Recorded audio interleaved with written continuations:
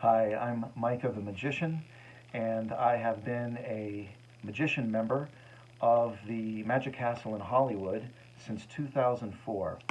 Every magician has a ghost story of the Magic Castle, and this one is mine. So, I have produced a show at the Magic Castle called The Night of the Raven for 15 years straight. And in this, it's a magic and variety show where the performers perform acts that are inspired by the life, work, and death of Edgar Allan Poe, and it's a lot of fun.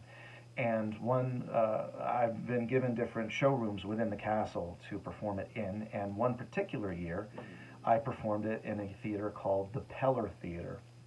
Now, like all theaters in the Magic Castle and elsewhere, especially in LA, and you performers probably know what I'm talking about. The lighting designers love to just engulf it in darkness, except for the lights that are drilling into the performer's eyes. So, literally, wherever you look, you're going to be blind. But that particular night, I was still blind, but I was doing my best, hoping, even though I can't see the audience, hoping I'm connecting with them. Now, during this time, there was a magician named Jules Lanier. Now, Jules Lanier was known for two things. One, his prolific contribution to the art. I've read a lot of his stuff, and the man was brilliant. Two, every night while he was alive, he would drive up to the castle and stand outside the castle and smoke and bitch about the magicians inside that he refused to come inside to support. And he would bitch about them all night. I don't even know why I'm here. Oh, I'm not going to see any of these shows. They're all hacks. They're ruining the art of magic. I think I'm going to go home. And he would do this, and he would go back into his car and drive home and then repeat the process and do this night after night after night while he was alive.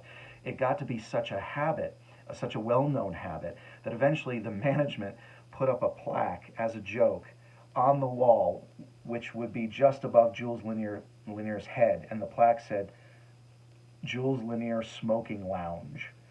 And it was a joke that everybody loved, I'm sure, except for Jules Lanier. But that's how much he did it. He literally had a plaque to commemorate this habit. So one night I'm doing the Night of the Raven. I'm on stage, can't see a thing, hoping I'm connecting with the audience. And it was during this time that, and I found I found this out after the fact. It was during this time that a friend of mine named Sarah approached Jules Lanier and said, "Mr. Lanier, you should come follow me inside to the castle. There's a friend of mine, Micah the Magician. He's producing a show called The Night of the Raven. You should check it out." Now, again, this is happening while I'm on stage. I only found out after the fact that any of this occurred.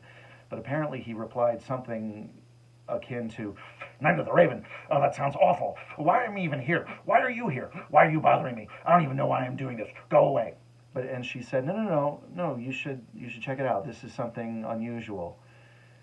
Somehow, my friend Sarah convinced this man, who never comes into the Magic Castle, to come into the Magic Castle and see my show.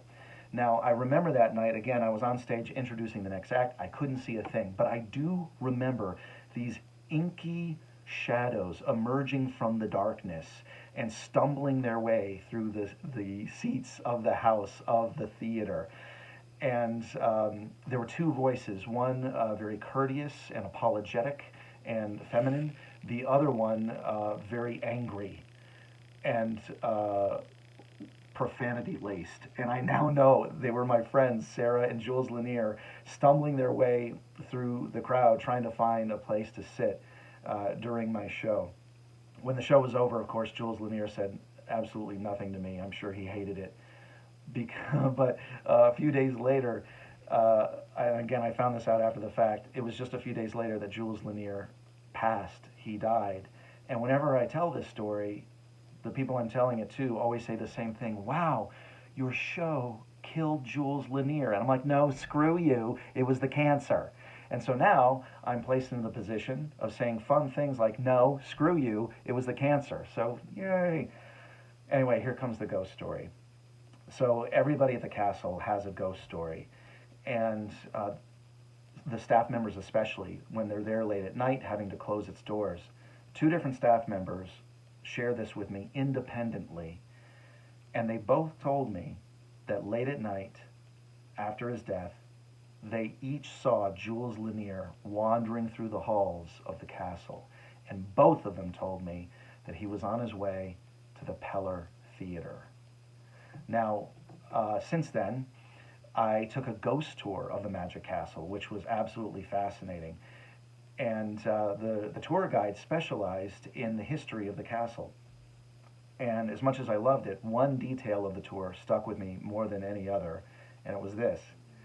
During Jules Lanier's lifetime, the Magic Castle afforded its members a second smoking area, and this area was best accessed by passing the Peller Theater. So it's entirely possible the ghost of Jules Lanier is walking toward the Peller Theater, flipping me the bird, saying, "Screw you, Magic Boy, I hated this show too." Continue his journey past the Peller Theater, past my show, to the second smoking lounge where he can finally get that final cigarette and he can continue bitching about people like me. But I like my version of the story better. I think he's coming to see my show. Anyway, the moral of the story is if you ever get invited to the Magic Castle and you are there late at night, maybe on your own, wandering the halls, getting lost, and you see or sense the presence of a very angry, gruff, elderly man who smells of smoke on his way to the Peller Theater, let me know. But don't stop him and ask him if he liked The Night of the Raven, because I get enough stupid criticism from the living. That's my story. Thanks for listening.